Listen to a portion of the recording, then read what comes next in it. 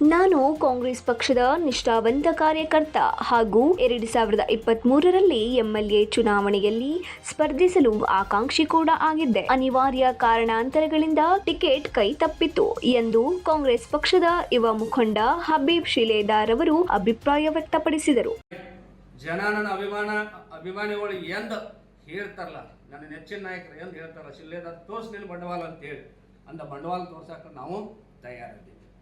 ಆದರೆ ಬರುವಂಥ ದಿನದೊಳಗೆ ಗ್ರಾಮ ಪಂಚಾಯತಿ ಚುನಾವಣೆ, ಜಿಲ್ಲಾ ಪಂಚಾಯತಿ ಚುನಾವಣೆ, ತಾಲೂಕಾ ಪಂಚಾಯತಿ ಚುನಾವಣೆ, ನೂರಾರು ಸಾವಿರಾರು ಕಾಂಗ್ರೆಸ್ ಕಾರ್ಯಕರ್ತರು, ಮುಖಂಡರು ನಾನು ಜಡ್ಪಿ ಆಗ್ಬೇಕು, ನಾನು ಟಿಪಿ ಆಗ್ಬೇಕು, ಎಷ್ಟು ಆದಂಥ ಕನಸುಗಳನ್ನು ಕಟ್ಟಿಕೊಂಡು ರಾತ್ರಿ ಆಗಲಿ ಪಕ್ಷವನ್ನು ಕಟ್ಟಿ ಬೆಳೆಸಿದಂಥವ್ರು ಭಾಳ ಜನ ಅದ.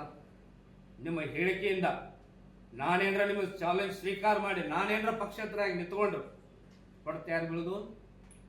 ನನ್ನ ನೆಚ್ಚಿನ ಕಾಂಗ್ರೆಸ್ ಕಾರ್ಯಕರ್ತರು ನಾಯಕರು ಹೊಡೆದು ಬೀಳ್ತಾರೆ. ನಾಳೆ ಲಕ್ಷ ಗಂಟೆ ಖರ್ಚು ಮಾಡಿ ಚುನಾವಣೆ ಮಾಡಕ್ಕೆ ಅವ್ರು ಹೊಂಟ್ರೆ ಸೋಲಾಕ ಗೆಲ್ಲಾಕ ಒಂದು ಹೋಟ್ ಬೇಕು.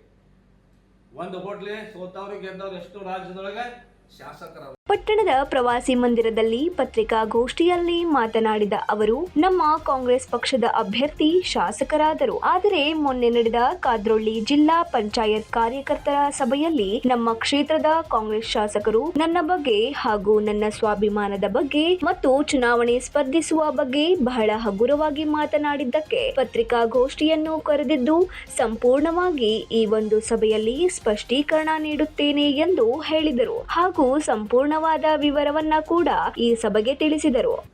ನಾನು ಎಲ್ಲಿ ಹೋಗಿ ಇನ್ನುವರೆಗೆ ಸಂಪವಾದ ಹೋಗಿ ಗಂಡಾಲ ಹಾಕೊಂಡ ಬಿಜೆಪಿ ಸೇರಕ್ ಹೋದಂತವ ನಾನಲ್ಲ. JDS ಬಾವುಟವನ್ನ ಹಾಕೊಂಡು ದೀಪಾರ್ಕ್ ತಂದ JDS ಕ್ಯಾಂಡಿಡೇಟ್ ಆಗಿ ನಾಮಿನೇಷನ್ ಸಲ್ಲಿಸಕೊಂಡವ ನಾನಲ್ಲ. ನಮ್ಮ ಅಲ್ಪಸಂಖ್ಯಾತ ನಮ್ಮ ಅಹಿಂದ ನಾಯಕರಾದಂತ ಸನ್ಮಾನ್ಯ ವೀರ್ ಕುಮಾರ್ ಸಾಹೇಬರನ್ನ ಕೇಳಿದಂತವ ನಾನಲ್ಲ. ಇದನ್ನ ಅರ್ಥ ಮಾಡ್ಕೋಬೇಕು. ಇದನ್ನ ಯಾರು ಮಾಡ್ಯಾರ ಎಲ್ಲರೂ. ಇನ್ನೊಂದು ನಿಮ್ಗೆ ಕಿವಿಮಾತು ಹೇಳ್ತೇನೆ, ನಾನು ಅಷ್ಟೇ ಹೇಳಿಲ್ಲ, ರಾಜ್ಯದ ಮುಂದಿನ ಮುಖ್ಯಮಂತ್ರಿಗಳಾದಂಥ ಸನ್ಮಾನ್ಯ ಸತೀಶನ ಜಾರಕಿಹೊಳಿ ಸಾಹೇಬರು ಕಿತ್ತೊಳಗೆ 2 ಬಹಿರಂಗವಾದಂಥ ಸಭೆಯೊಳಗೆ 2 ವಿಷಯನ ವ್ಯಕ್ತಪಡಿಸ್ಕೊಂಡು ಏನು ಹೇಳ್ಯಾರ ಅಂತಂದ್ರೆ, ನಿಮ್ಮನ್ನು ಆರಿಸ್ಬೇಕಂತ ಹೇಳಿ ನಿಮಗೆ ಯಾರು ವೋಟ್ ಹಾಕಿಲ್ಲ. ಮುಂದಿನ ಅಂತಂದ್ರೆ ಬಿಜೆಪಿಯ ಒಂದು